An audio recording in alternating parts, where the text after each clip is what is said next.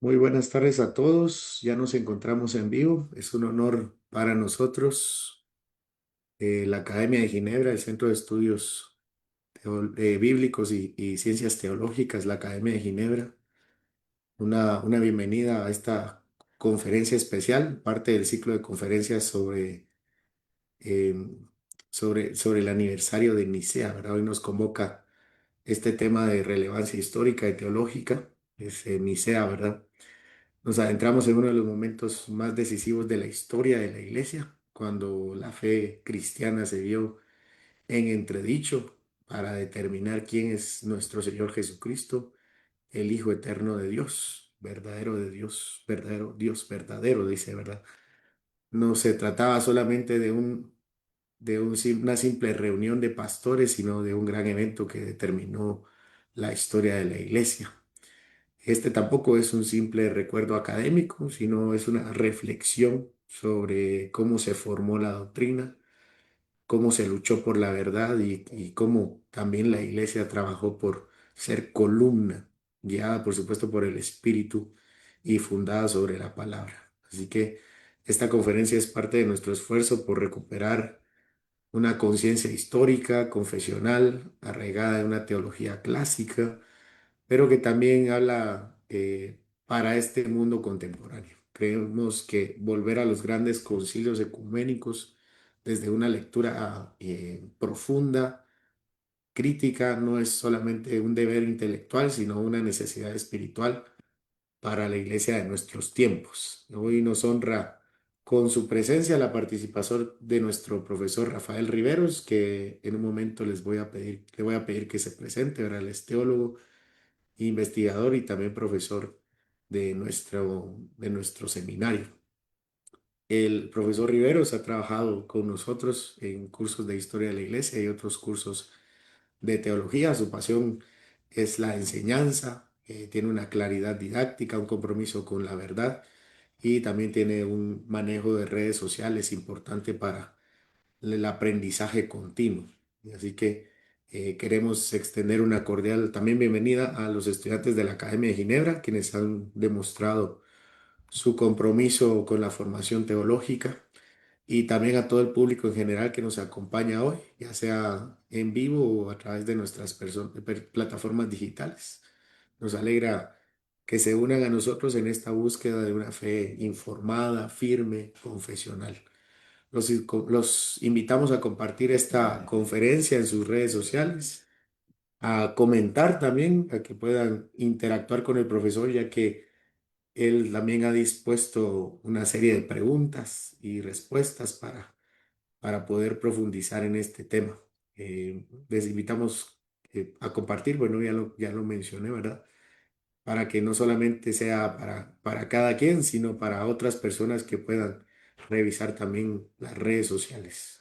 El Señor nos conceda luz y discernimiento, reverencia también, mientras nos acercamos a la gran obra del Credo de Nicea y por supuesto el concilio que hace algunos días, el 20 de mayo, cumplió 1700 años. Así que esta es la conferencia 1700 años del concilio de Nicea y la primera ponencia por el profesor Rafael Riveros antes de Nicea, las causas y el contexto. Adelante, Rafael. Muchas gracias, profesor José Luis. Es un placer poder estar con ustedes el día de hoy celebrando esto que es más que una confesión olvidada, es el resumen perfecto del Evangelio. Y perfecto en el sentido de que resume muy bien lo que implica el Evangelio. No es que no haya otras confesiones u otros concilios, como vamos a estar mencionando a lo largo de estas conferencias, pero Nicea sí sienta estas bases, este fundamento para el cual la Iglesia va a ir construyendo su doctrina y teología. No importa de qué denominación histórica vengas, si eres cristiano, deberíamos confesar las verdades de Nicea. Y por eso es de verdad mucha de mucha alegría para mí, para mi corazón, poder estar con ustedes para compartir un poco de los antecedentes históricos de este gran concilio. Así que me presento brevemente, mi nombre es Rafael Riveros, estoy casado con la mujer más hermosa y disculpen las hermanas que están conectadas, pero yo me llevé a la mujer más bonita, inteligente y piadosa que haya en México y en otras partes.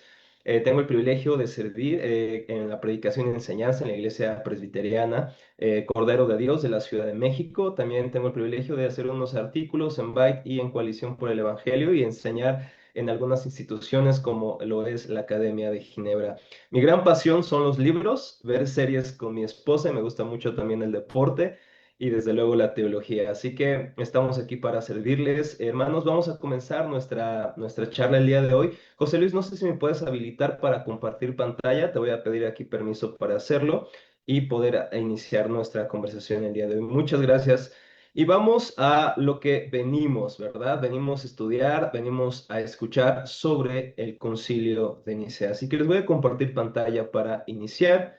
Esta charla la hemos titulado Los antecedentes de Nicea. Los antecedentes de Nicea, el antes del primer concilio ecuménico. Y vamos a explicar algunas cosas el día de hoy porque ya desde aquí comenzamos hablando de ecuménico. ¿Qué es eso? Bueno, vamos a explicar también a lo largo de esta conversación estos términos importantes. Digamos que esta conversación va a ser introductoria a todo lo que los demás profesores como Gravin, John y José Luis van a estar hablando en las próximas sesiones. Así que voy a poner los antecedentes, el fundamento, incluso el vocabulario para entender mejor o aprovechar mejor lo que viene en las próximas horas.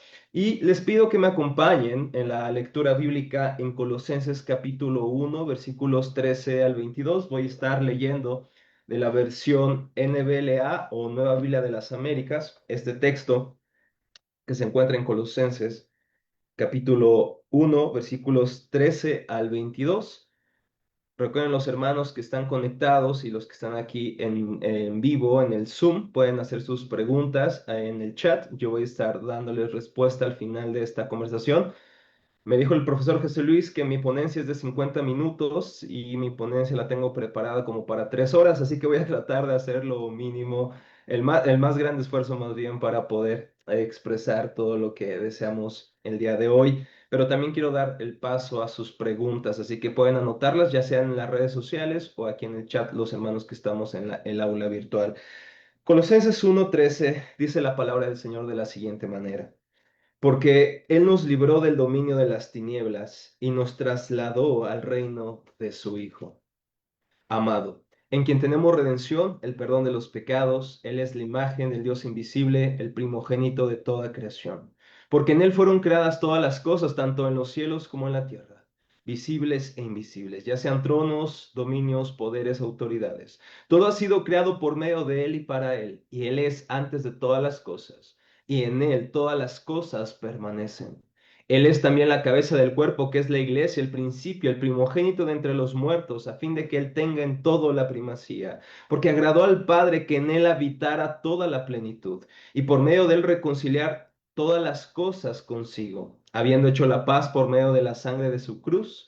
Por medio de Él, repito, ya sean los que están en el cielo y en la tierra o las que están en los cielos. Y aunque ustedes antes estaban alejados y eran de ánimo hostil, ocupados en malas obras, sin embargo, ahora Dios los ha reconciliado en Cristo, en su cuerpo, de carne mediante su muerte, a fin de presentarlos santos y sin mancha, irreprensibles delante de Él. Hermano, les pido que me acompañen en oración. Señor, te agradecemos por el privilegio que tú nos das de acercarnos a ti confiadamente, únicamente por los méritos de nuestro Señor Jesucristo, quien es verdadero hombre, pero también confesamos que es verdadero Dios.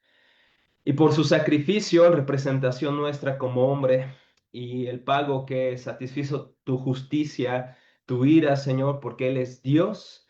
Hoy nos acercamos en esta confianza pidiéndote que nos ayudes en estas conferencias, ayudes a cada exponente.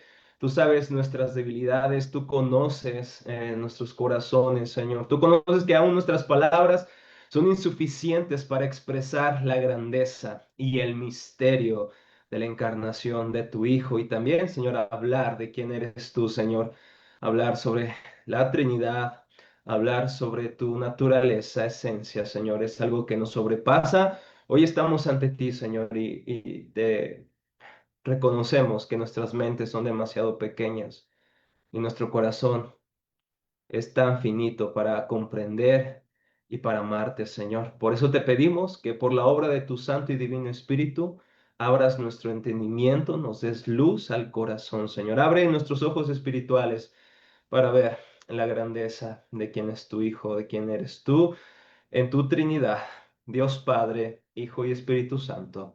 Te adoramos y oramos esto en Cristo Jesús nuestro Señor. Amén.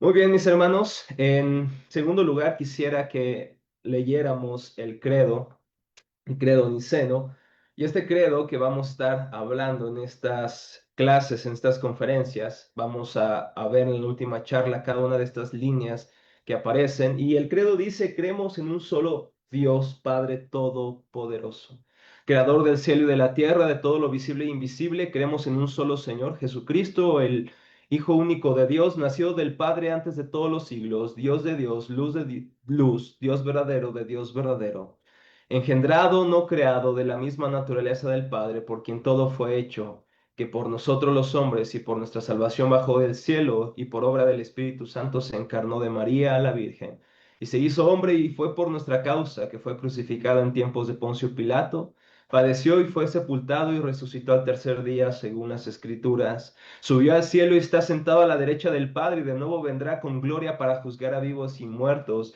y su reino no tendrá fin. Creemos en el Espíritu Santo, Señor y dador de vida, que procede del Padre y del Hijo, que con el Padre y el Hijo recibe una misma adoración y gloria, y que habló por los profetas. Creemos en la Iglesia, que es una, santa, católica y apostólica. Confesamos que hay un solo bautismo para el perdón de los pecados. Espero la resurrección de los muertos y la vida del mundo venidero. Amén.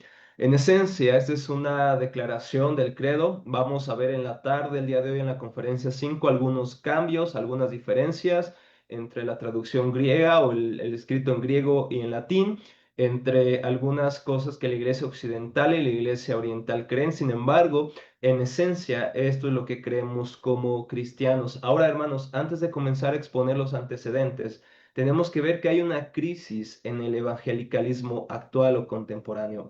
Hay una crisis de un desarraigo histórico, hay una crisis de un hambre por novedad, lo que C.S. Lewis llamó un esnovismo cronológico.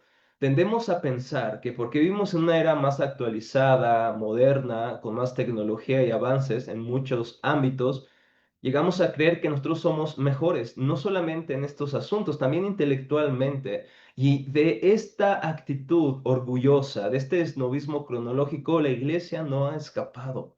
El día de hoy creemos que no necesitamos las confesiones del pasado, no necesitamos atender a los concilios. De hecho, la palabra concilio ya nos suena con tintes hasta romanistas, de tal manera que llegamos a rechazar a los padres de la iglesia, rechazamos los concilios, rechazamos todo aquello que nos recuerde nuestras raíces en Roma. Sin embargo, cuando escarbamos en la historia, como vamos a hacer en el día de hoy, nos damos cuenta que estas confesiones, este credo, este símbolo, no le pertenece a la iglesia de Roma exclusivamente, sino que le pertenece a los cristianos de todas las épocas, de todas las edades, de todos los tiempos, de toda lengua, tribu y nación. Nos pertenece esta confesión. Sin embargo, cuando volteamos a ver el evangelicalismo actual, nos damos cuenta de esta actitud orgullosa de no necesito ningún credo, solo necesito a Jesús. Este biblicismo imperante en el evangelicalismo moderno nos ha empujado a no valorar la herencia que tenemos entre los santos. Nos ha orillado a desconocer el pasado y por lo tanto abrazar herejías novedosas o ideas que ponen en peligro nuestra fe. Bien lo dice Carl Truman en su libro El salario de las piruetas, que es básicamente una colección de ensayos críticos sobre el evangelicalismo histórico contemporáneo. Y él dice en uno de sus ensayos, el evangelicalismo, a pesar de su orgullo por la ortodoxia, porque claro que nos decimos ser de sana doctrina, rara vez ha dedicado mucho tiempo a reflexionar sobre la herencia de los credos y confesiones de la iglesia. y sus representantes académicos no han sido una excepción a esta regla general, prefiriendo la inclinación moderna por cualquier novedad a la idea de que la Iglesia pueda haber estado básicamente en lo correcto en ciertas cosas durante los últimos 2 milenios. Un poco de humildad teológica nos vendría bien en este caso, hermanos. El nosotros estudiar tanto los credos, como dice Truman, y las confesiones, lejos de ser meramente un tradicionalismo muerto, es valorar la tradición viva del pasado. ¿Para qué, hermanos? Para que podamos aprender. Si el día de hoy comprendemos más, si el día de hoy podemos ver más profundo en algunas verdades doctrinales, no es gracias a la agudeza intelectual que nos ilustra, sino más bien es gracias a que estamos usando una frase muy frecuente, parados bajo hombros de gigantes. Por eso es que vemos más. Por eso es que entendemos, hay cosas que en el pasado quizá no se entendieron o no se articularon de la manera que hoy las articulamos, pero no es gracias a nuestra profunda espiritualidad y nuestra agudeza intelectual, es gracias a que estamos parados bajo los hombros de gigantes que lucharon, pensaron, debatieron, fueron incluso dispuestos a estar en el exilio con tal de defender la fe que nos ha sido dada una vez a la iglesia y para que seamos columna y baluarte de la verdad. Hermanos, el atender a esto es profunda humildad. Escuchamos el pasado porque nos damos cuenta que no lo sabemos todo. Escuchamos también el pasado porque somos conscientes que nuestra fe no descansa en un vacío histórico. Y claro que algunos que aquí están y pertenecen a la tradición reformada creemos en las tres formas de unidad. Creemos en la confesión de fe de Westminster, pero ahí no parte nuestra fe. Nuestra fe se ancla más profundamente a la historia de la iglesia primitiva, a los primeros concilios y desde luego a la revelación de Dios en el Antiguo y Nuevo Testamento. Ahí está nuestra fe suprema, pero también los reformados atendemos a la tradición que se mantiene apegada al texto bíblico, a la tradición que es fiel al Evangelio. Y esto, hermanos, es humildad, atender a la historia porque no lo sabemos todo. Y podríamos decir como Herman Bavinck que el cristianismo es una religión histórica, pero al mismo tiempo una religión que vive en el presente desde la eternidad. Atendemos a la historia, a lo que ha pasado para saber cómo vivir en el presente. Somos una religión histórica y claro, eso incluye a la iglesia reformada. No solamente tenemos simpatía con las confesiones que más o menos en un sentido se acercan a nuestra confesión reformada y sobre todo, no solamente tenemos compromiso con nuestras confesiones reformadas, tenemos un compromiso con la historia que nos antecede, incluso antes de la reforma protestante.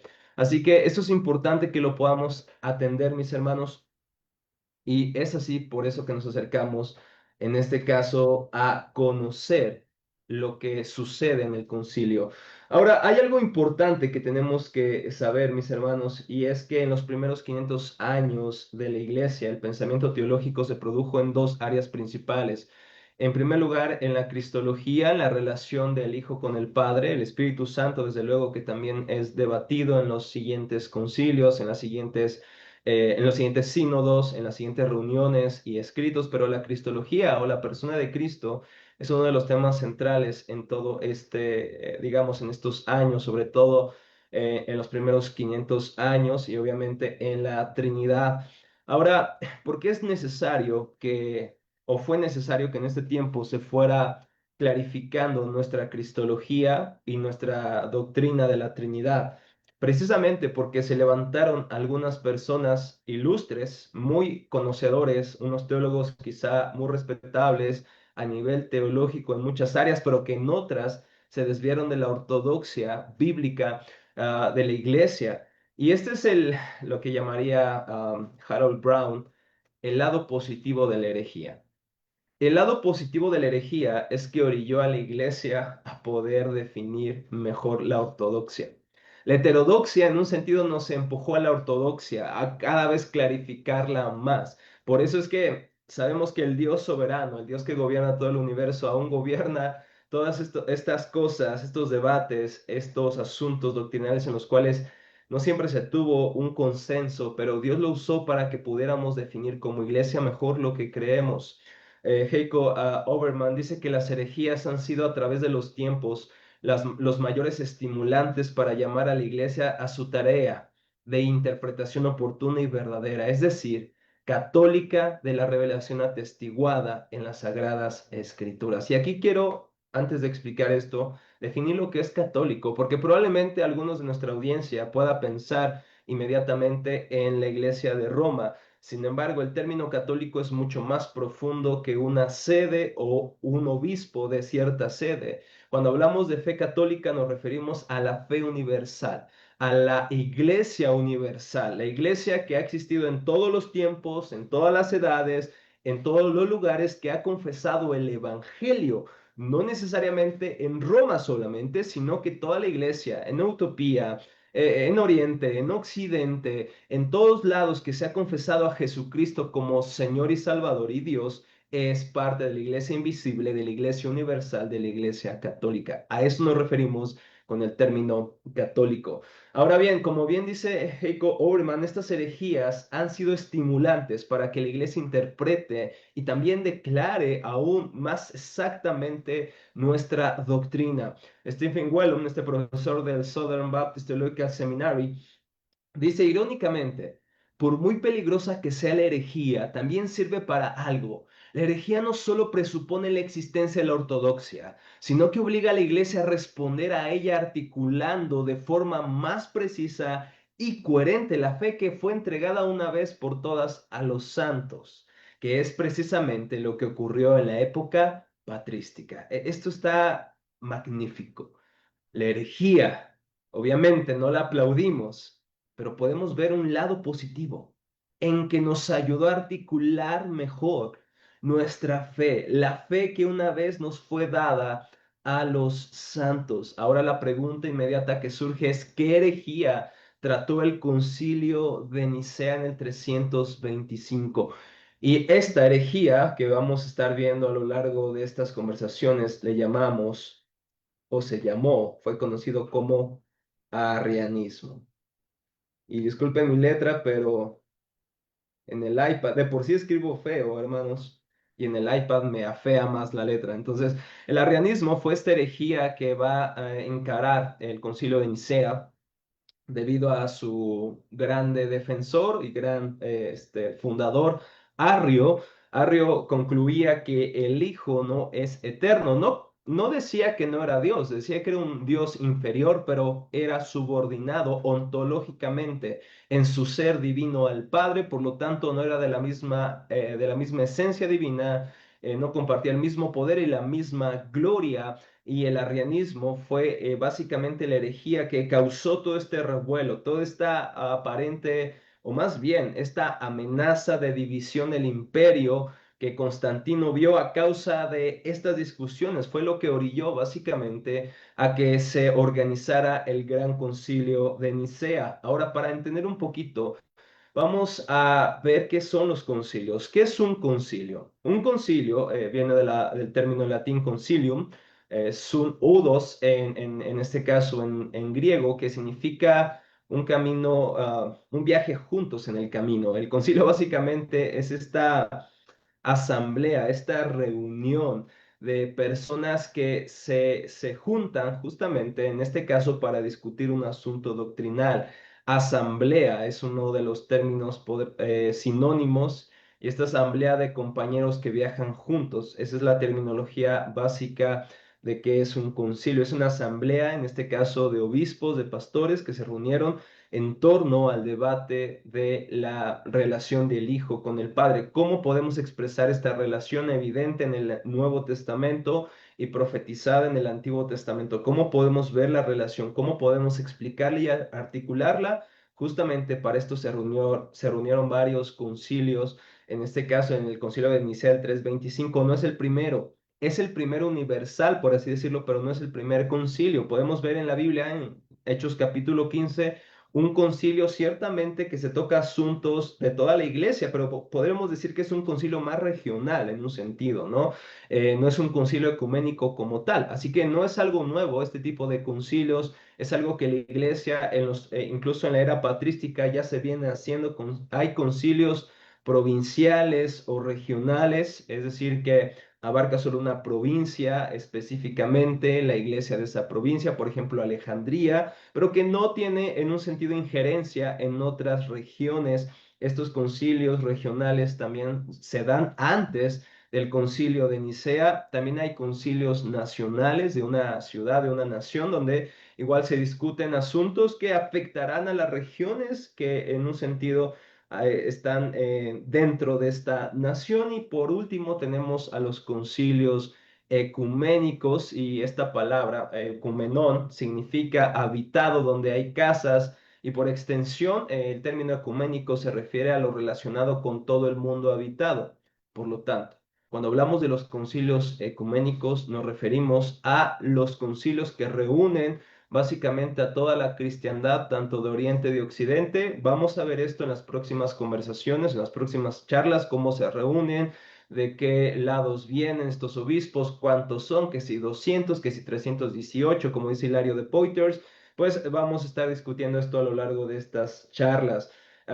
Y bueno, no voy a explicar más de los concilios porque esto viene con nuestros hermanos en las próximas conversaciones. Ahora, ¿por qué nosotros tenemos que atender a los concilios? Si es que decimos los reformados que la palabra de Dios es nuestra autoridad suprema, y es que hemos entendido quizá o malinterpretado la sola escritura. La sola escritura no hace caso omiso a los concilios, a las confesiones, credos y a los padres de la iglesia. Más bien es a través de las escrituras que filtramos todas las enseñanzas de estos recursos ricos en historia y teología. Por eso decimos que la escritura es nuestra norma normans, es decir, la autoridad que norma las otras autoridades, y justamente la tradición, y en este caso los concilios, son la norma normata, es decir, son las normas, las autoridades, pero que son normadas por una autoridad mayor, que es la palabra de Dios. Así que la sola escritura no es un asunto de exclusividad, no estamos hablando de biblicismo, como nos acusan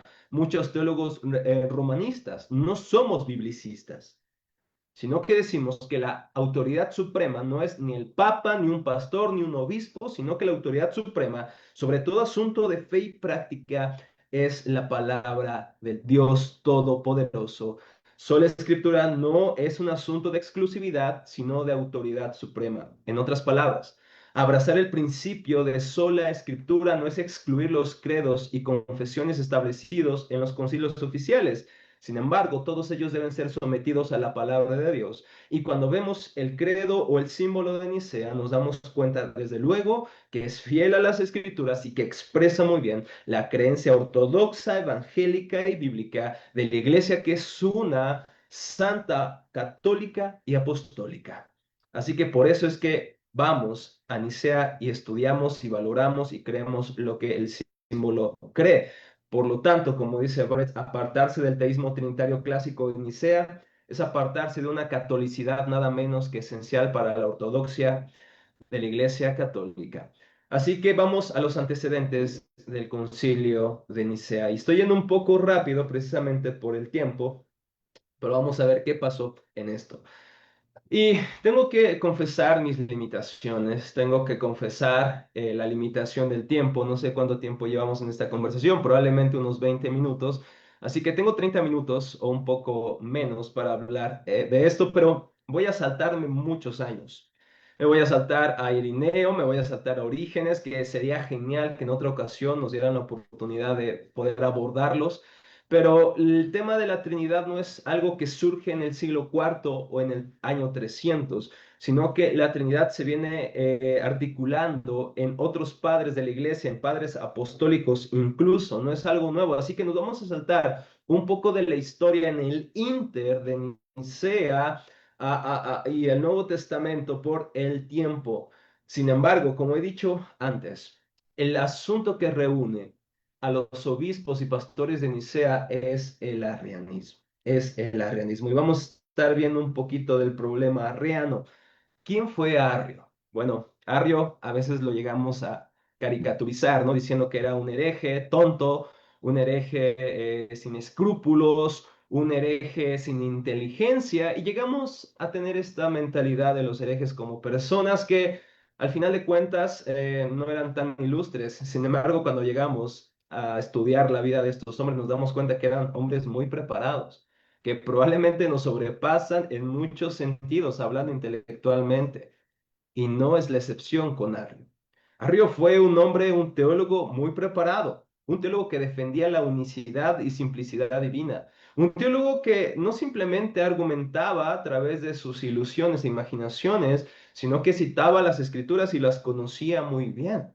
¿No? Obviamente el que cite las escrituras no te hace ortodoxo, pero que nos muestra lo poco que nos ha llegado de Arrio, sobre todo sus cartas a ciertos obispos, nos deja ver un poco la lucidez teológica que de alguna manera poseía. Además que algunos hablan de él como una persona muy presentable, un hombre que poseía no solamente un intelecto agudo, sino que también poseía un carisma que hizo que en un sentido fuera aceptado y escuchado en muchas sedes, en muchas iglesias y que tuviera muchos seguidores, como vamos a ver. Arrio fue un presbítero en Alejandría que sostenía un monoteísmo absoluto.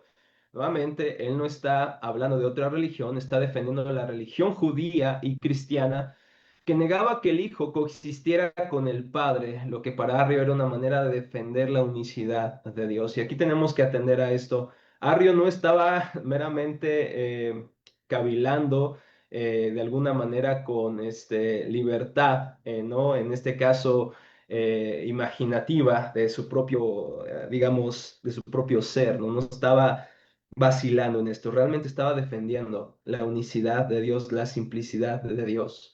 Para Arrio, sin embargo, el Hijo fue creado de la nada.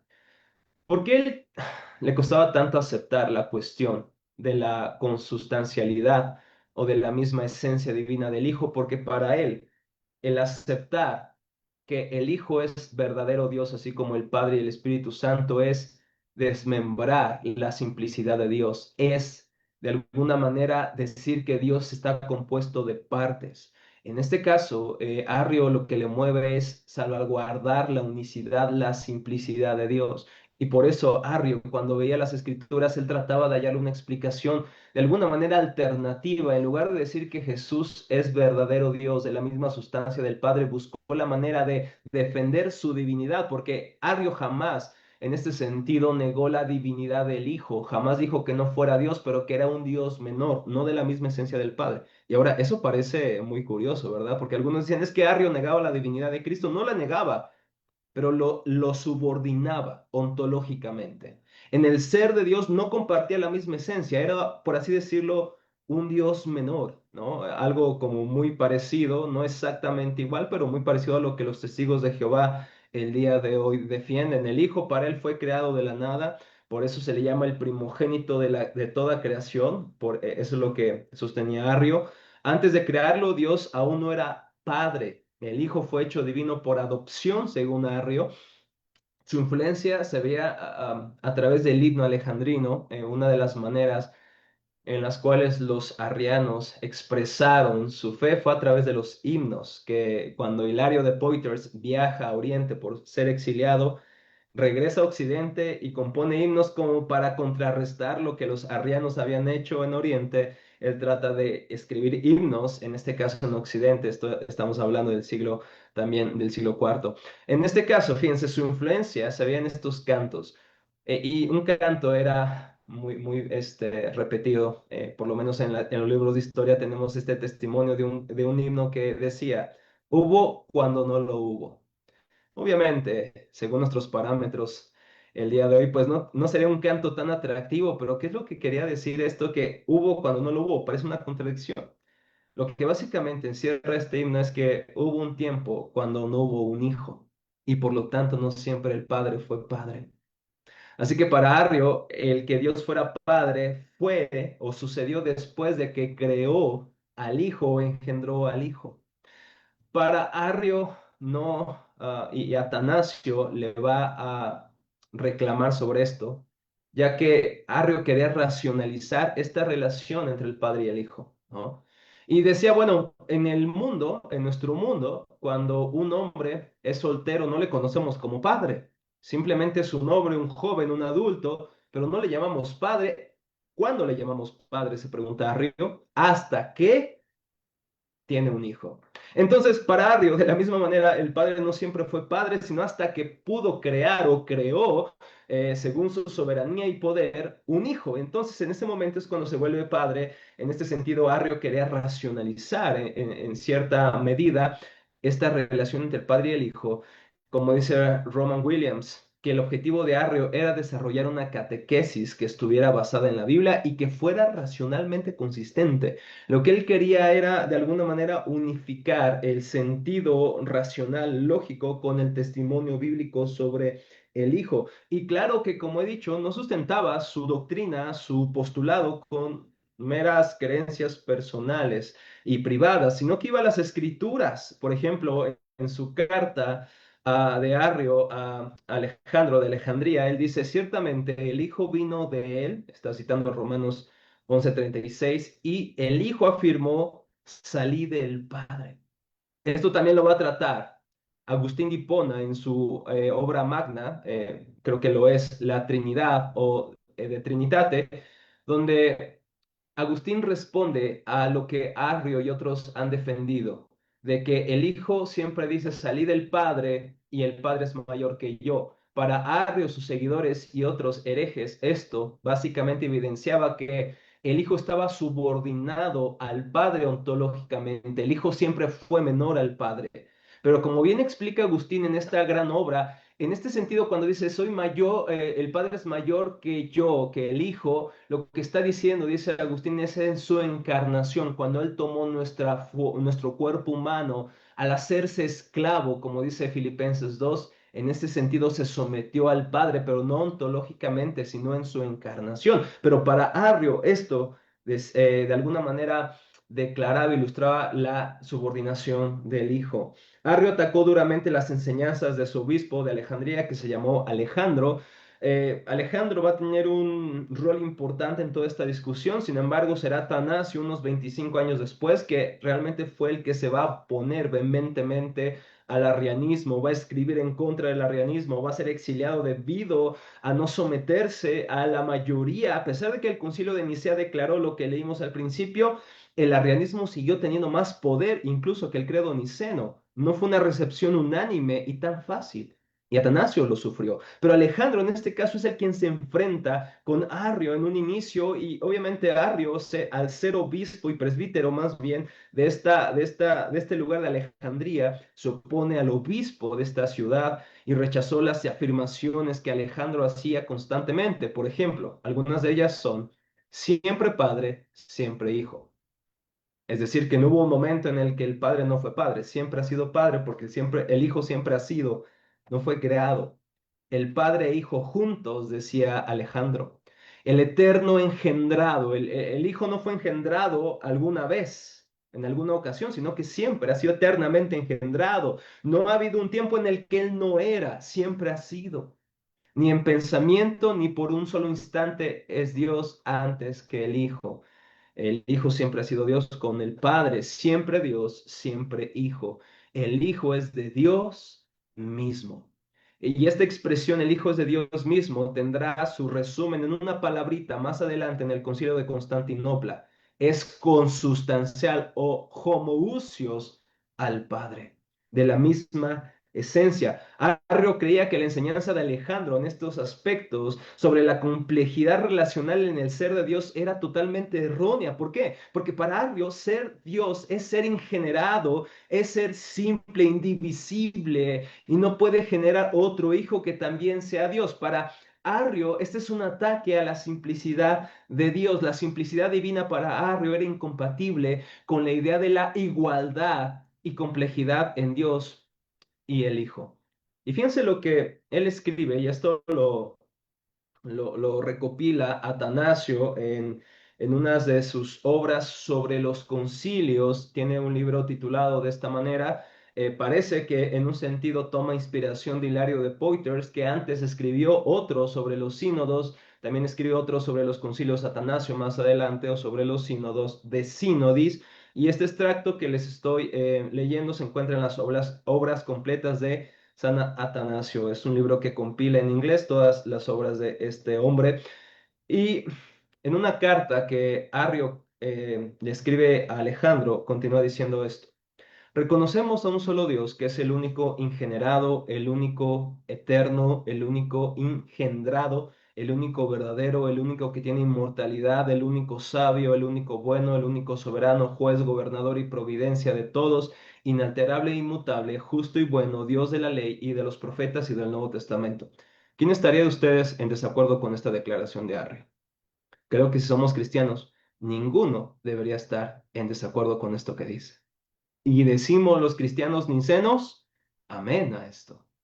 Sin embargo, Arrio no termina así.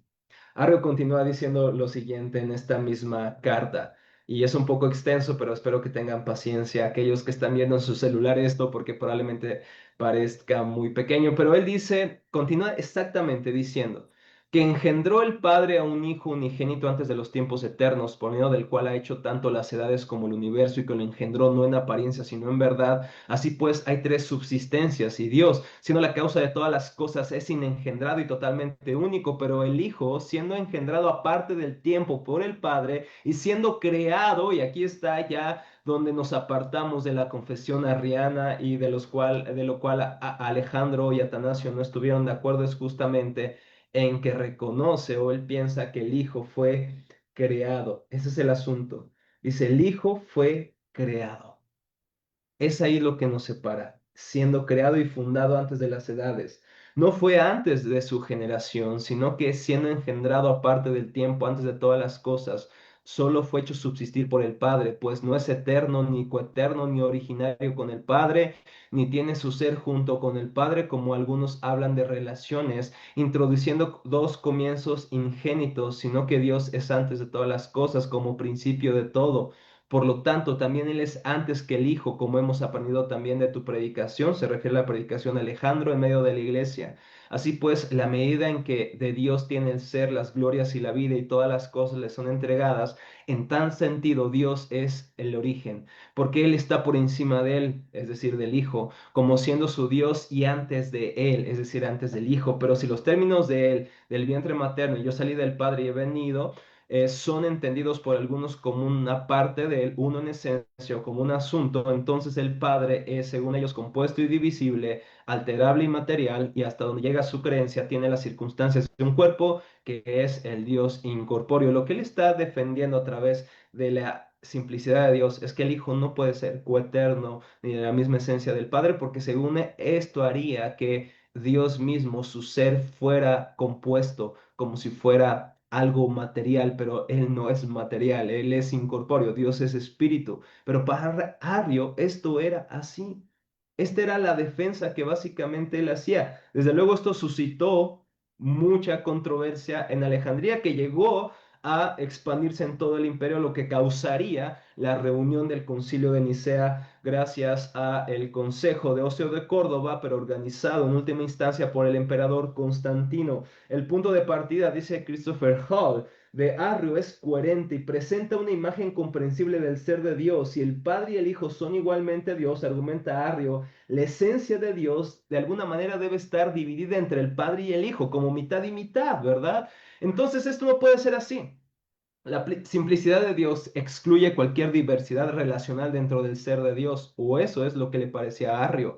El compromiso de Arrio con la simplicidad de Dios le lleva a proponer una visión del Hijo diferente a la de su obispo, Alejandro. Sí, el Hijo es engendrado, pero no en el sentido que postula el obispo Alejandro. El Hijo es engendrado como una divinidad menor para Arrio, exaltada por encima de todas las demás criaturas como un principio antes de los tiempos y de las edades, y antes de ser engendrado, creado u ordenado, fundado, no era, pues, no era inengendrado, solamente el Padre.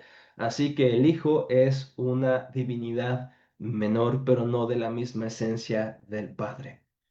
Así que yo creo que ya hasta acá tendremos algunas preguntas, ¿verdad?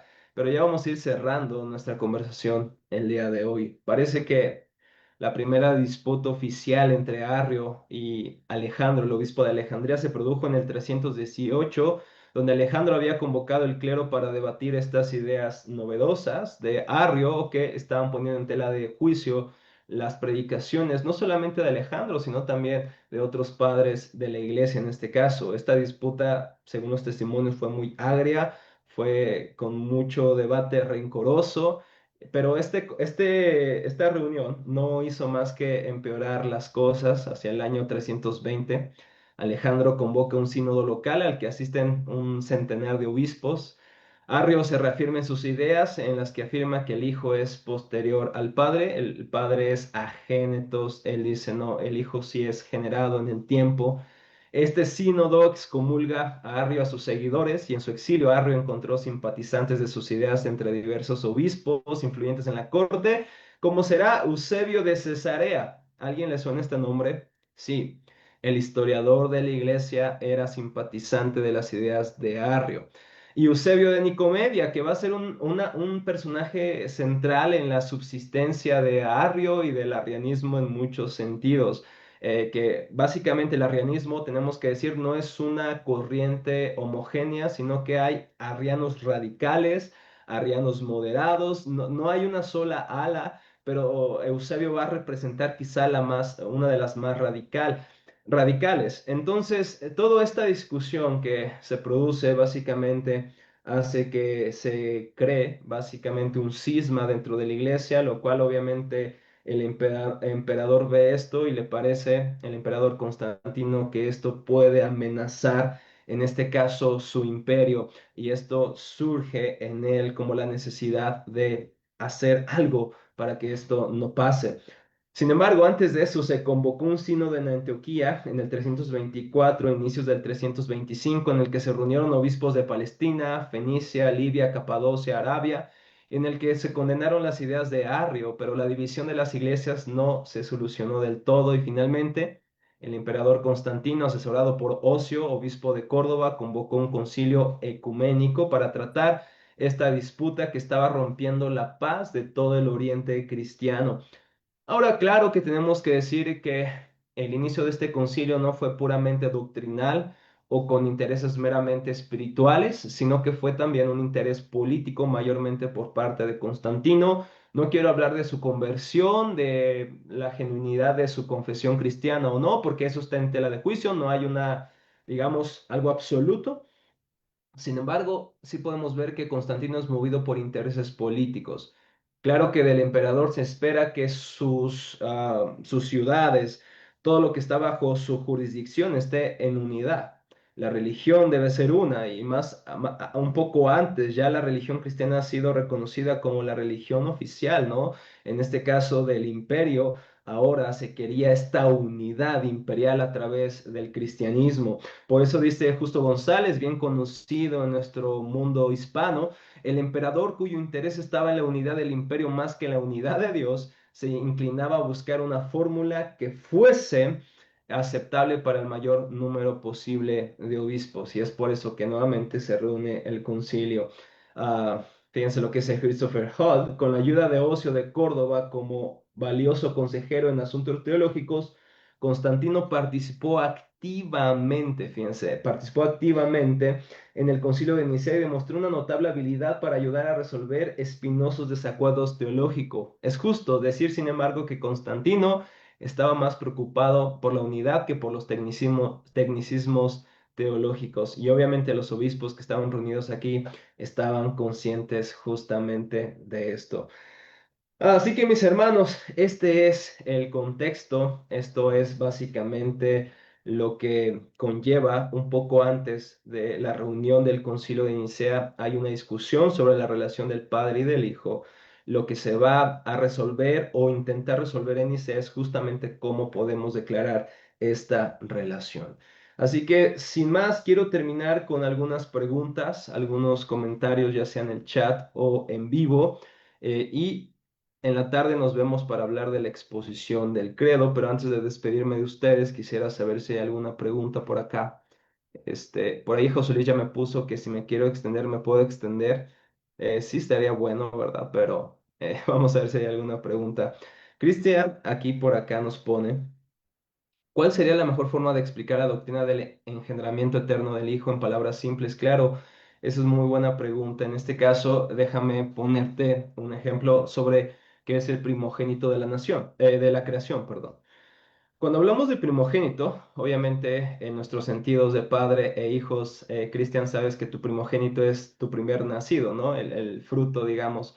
de tu matrimonio, el primer hijo, a ese le llamamos primogénito, y entonces cuando al hijo se le llama primogénito, Arrio y sus seguidores, o los que de alguna manera simpatizaban con él, creían que se refiere a que él es el primero de toda la creación. Pero en este caso el término primogénito no hace tanto alusión a su creación, sino más bien hace alusión a su preeminencia. Es decir, que el Hijo es preeminente sobre toda la creación, sobre todo lo creado, porque Él es Dios, ¿no? Y Él es el Hijo.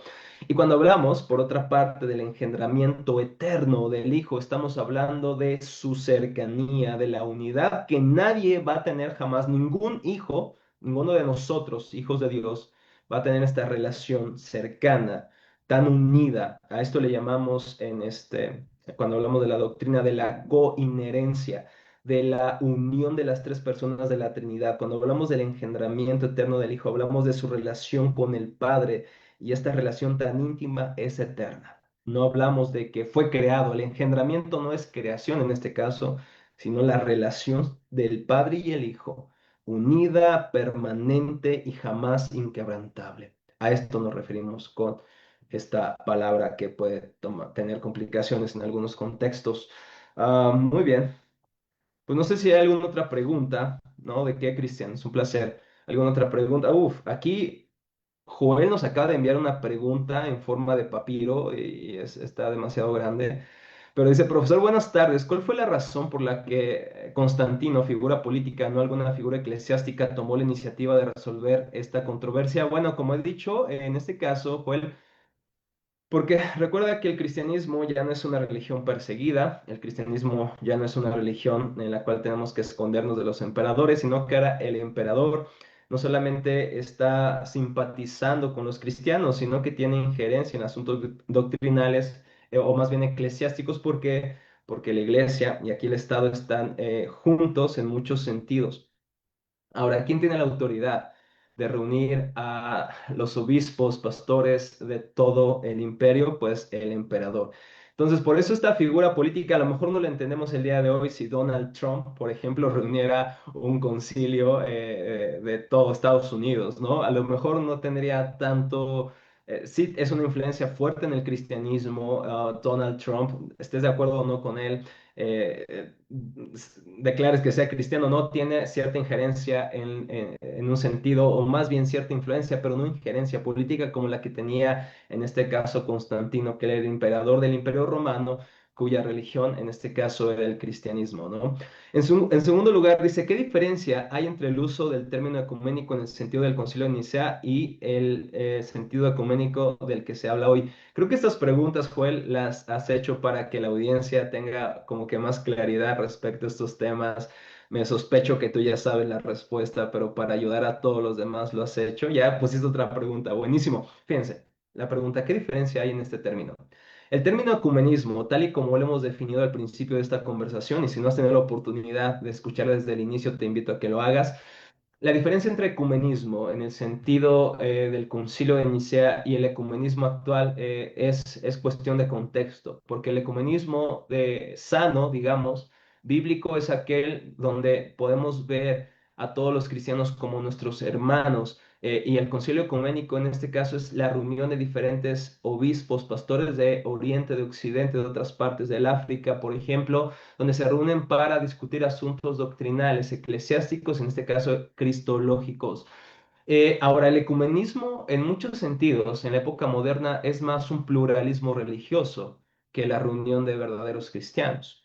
Es el problema con mucho del ecumenismo actual, es básicamente un relativismo religioso. No importa si tú eres musulmán, no importa si tú eres de la nueva era, no importa de qué religión seas, el punto es convivir como una sola entidad, ¿no? Religiosa, espiritual. Y ahí está este sincretismo religioso.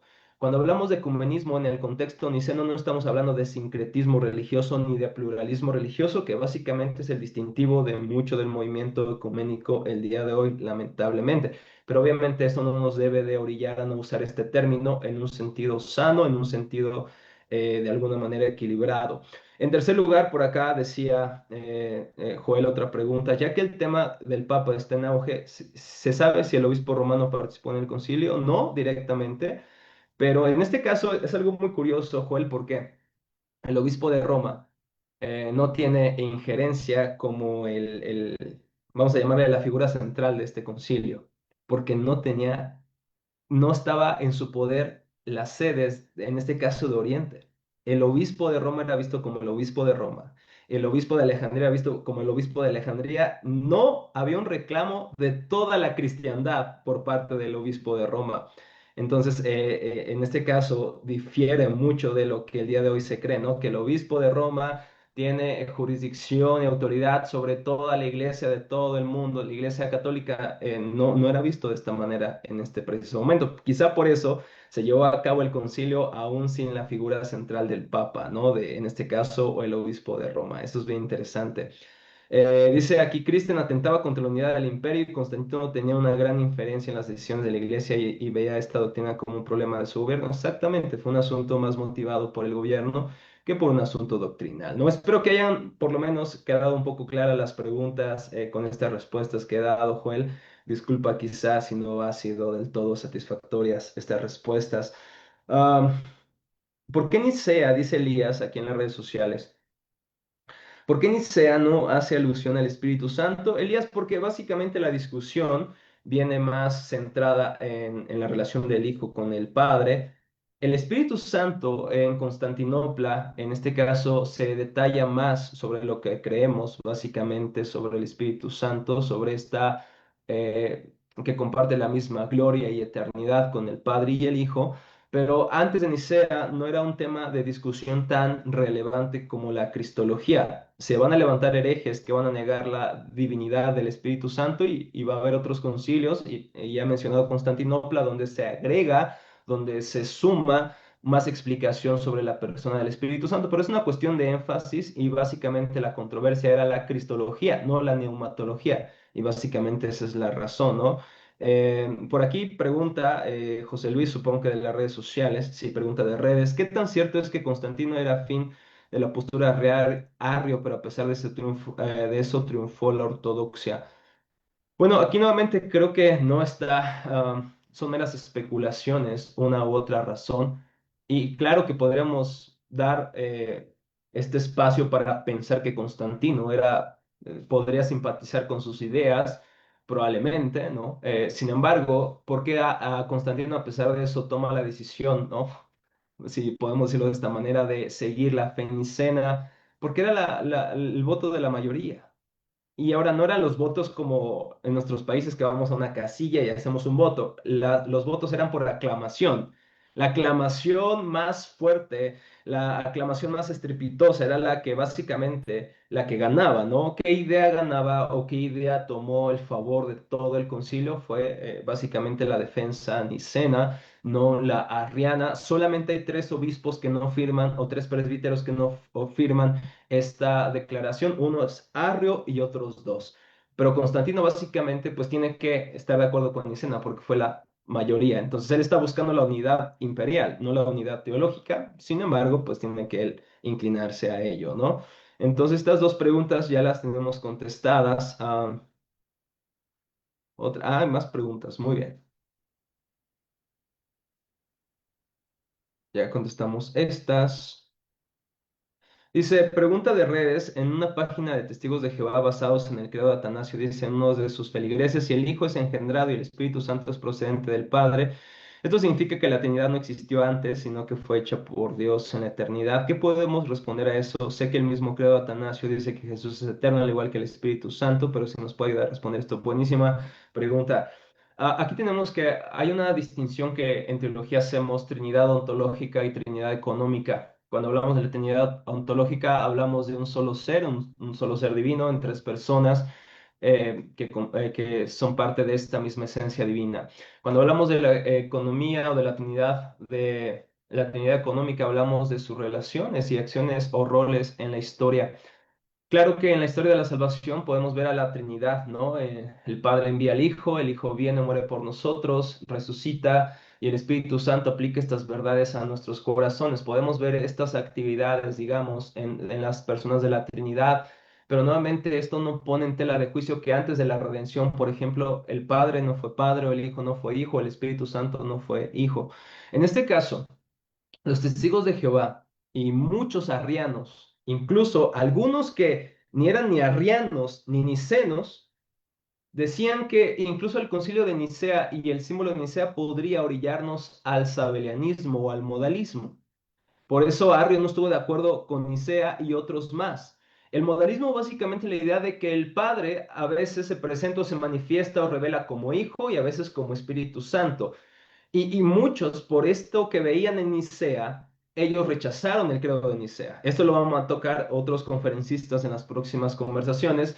Sin embargo, probablemente por esto surge este tipo de rechazo a la Trinidad y también se puede pensar que Nicea y el credo de Atanasio, que presumiblemente es de Atanasio, aunque eso queda en tela de juicio, quizá fue por un autor posterior. Sin embargo, no, estos credos no hacen como una distinción entre el tiempo de la redención y antes de la redención. Eternamente la Trinidad es. Antes que los cielos, la tierra, el universo, Dios es. Dios en su santa Trinidad y divina Trinidad. Siempre Dios ha sido. Este Dios es el principio de todo. Él es la causa no causada y siempre ha sido Padre, Hijo y Espíritu Santo. No tres dioses y no tres modos de manifestación o revelación, sino un solo Dios que es trino, que adoramos por siempre, Padre, Hijo y Espíritu Santo por toda la eternidad.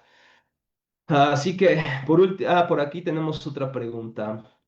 ¿Es correcto afirmar que los testigos de Jehová son herederos de Arro en nuestros días? ¿Podrían ser o de alguna manera? Claro que sí. Tendrían que tener una implicación en todo esto, una herencia de Arrio, pero podemos hablar, por ejemplo, los socinianos, Joel. Los socinianos fue un partido herético de la época de la Reforma y posreforma que básicamente negaron también la doctrina de la Trinidad. ¿Por qué crees?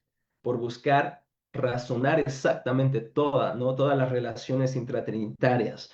Entonces, los socinianos dijeron esto no puede ser posible, racionalmente no es posible. Y recuerden que también en esta época en la ortodoxia reformada, es también cuando surge, por otra parte, en la filosofía, el racionalismo cartesiano, René Descartes, los socinianos y los escolásticos reformados tuvieron en su sentido, pues como que esta lucha donde los ortodoxos o escolásticos reformados defendieron el misterio de la Trinidad, pero defendieron la Trinidad. Por otra parte, los socinianos y los filósofos y teólogos racionalistas, pues por una parte dudaron y hasta más adelante negaron la doctrina de la Trinidad muchos teólogos ilustrados, ¿no? Entre comillas. Eso es lo que estamos viendo justo en clases de teología contemporánea con algunos de ustedes, ¿no es cierto?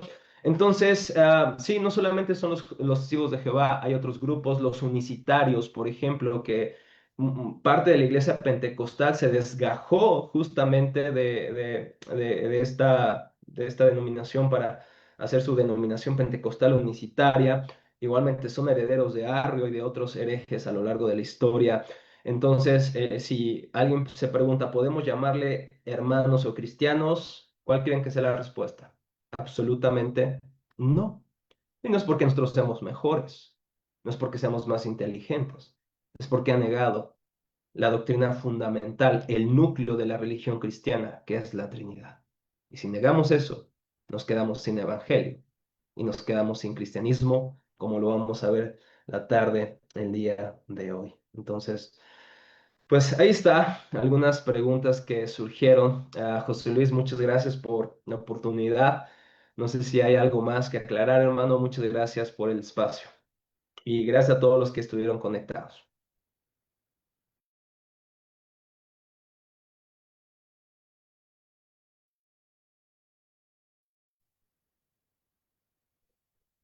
Gracias, Rafa, por esta ponencia muy apropiada y con los conceptos fundamentales. De hecho, en lo que estaba escuchando, también hay puntos que puedo reconocer en mi propia conferencia que yo sí voy a ampliar, especialmente en el tema de Constantino, ¿verdad? Y el papel que tiene en el desarrollo junto con los demás emperadores.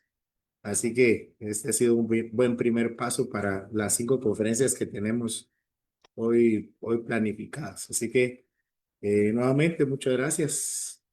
Rafa tiene otra participación con nosotros en el último tema y a todos les agradecemos por acompañarnos en esta primera conferencia.